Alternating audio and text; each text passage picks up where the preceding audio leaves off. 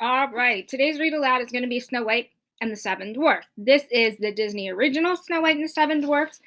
I also have some other versions for you that I'm going to be reading, but for now I'm going to read you the original version. So this is Snow White and the Seven Dwarfs. Long ago, in a faraway kingdom, there lived a young princess named Snow White. Her stepmother, the queen, was cruel and vain. She hated anyone whose beauty rivaled her own. She watched her stepdaughter with angry, jealous eyes. The queen had magic powers, and she owned a wondrous mirror that spoke. Every day she stood before it and asked, "Mirror, mirror on the wall, who is the fairest one of all?" And every day the mirror answered, "You are the fairest one of all, O queen, the fairest our eyes have ever seen." As time passed, Snow White grew more and more beautiful, and the queen grew more and more envious. So she forced the princess to dress in rags and work from dawn to dusk. That means she made her work from morning until night. Despite all the hard work, Snow White stayed sweet, gentle, and cheerful. Day after day, she washed and swept and scrubbed, and day after day, she dreamed of a handsome prince who would come and carry her off to his castle. One day, when the queen spoke to her mirror, it replied with the news she had been dreading. There was now someone even more beautiful than the queen, and that person was Snow White. The queen sent for her huntsman. "Take Snow White deep into the forest," she said, "and there, my handsome friend, faithful huntsman, you will kill her."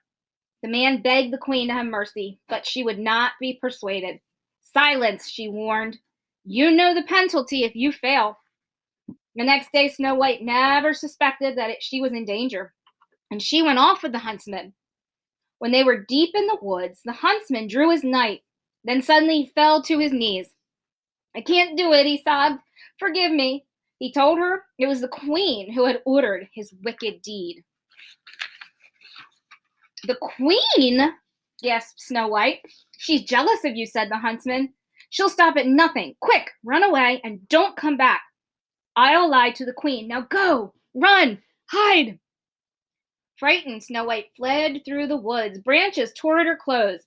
Sharp twigs scratched her arms and legs. Strange eyes stared from the shadows. Danger lurked everywhere. Snow White ran on and on. At last, Snow White fell wearily to the ground and she began to weep. The gentle animals of the forest gathered around and tried to comfort her. Chirping and chattering, they led her to a tiny cottage. "Oh," said Snow White, "it's adorable, just like a dollhouse." But inside, the little tables and chairs were covered with dust. The sink was full of dirty dishes. "My," said Snow White, "perhaps the children who live here are orphans and need someone to take care of them. Maybe they'll let me stay and keep house for them." The animals all helped, and soon the place was neat and tidy. Meanwhile, the seven dwarfs who lived in the cottage were heading home from the mine where they worked. The dwarves were amazed to find their house so clean. They were even more amazed when they went upstairs and saw Snow White. "It's a girl," said Doc. "She's beautiful," sighed Bashful. "Ah," said Grumpy, "she's going to be trouble. Mark my words." Snow White woke with a start and saw the dwarfs gathered around her. "Why, you're not children," she said. "You're little men. I read your names on the beds," she continued. "Let me guess. You're Doc, and you're Bashful. You're Sleepy. You're Sneezy. You're Happy, and Dopey. And you must be Grumpy." When Snow White told the dwarfs about the queen's plan to kill her, they decided that she should stay with them. "We're asking for trouble," huffed Grumpy. "But we can't let her get caught by that wicked, mean witch. Wicked queen," said Doc. The others agreed. That night after supper, they all sang and danced and made merry music. Bashful played the Crescentia. Happy tapped the drums. Sleepy tooted his horn. Grumpy played the organ, and Dopey wiggled his ears. Snow White loved her new friends, and she felt safe at last. Meanwhile, the queen had learned from her mirror that Snow White was still alive. With a magic spell, she turned herself into an old peddler woman. She filled a basket with apples, putting poison apples on top. One bite, she cackled, and Snow White will sleep forever. Then I'll be the fairest in the land. The next morning, before they left for the mine, the dwarves warned Snow White to be on her guard. Don't let nobody or nothing in the house, said Grumpy. Oh, Grumpy, said Snow White, you do care. I'll be careful, I promise. She kissed him and the others goodbye, and the dwarfs went cheerfully off to work. A few minutes later, the queen came to the kitchen window. Making pies, dearies, she said. It's apple pies the men love.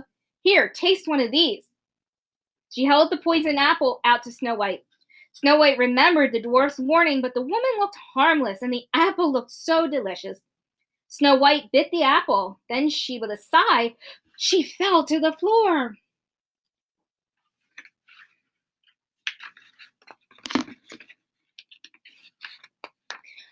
Told by the birds and animals that something was wrong, the dwarves raced back to the cottage. They saw the queen sneaking off, and they ran after her. As storm clouds gathered and rain began to fall, the dwarves chased the queen to the top of a high rocky mountain. Crack! There was a flash of lightning, and the evil queen fell to her doom below. But it was too late for Snow White. She was so beautiful, even in death, and the dwarves could not bear to part with her. They built her a coffin of glass and gold, and day and night they kept watch over their beloved princess. One day, a handsome prince, he came riding through the forest. As soon as he saw Snow White, he fell in love with her. Kneeling by her coffin, he kissed her. Snow White sat up, blinked, and smiled. The prince's kiss had broken the evil spell, and the dwarves danced with joy. The prince carried Snow White off to his castle, and they lived happily ever after. I hope you guys enjoyed this. Remember, this is my favorite princess.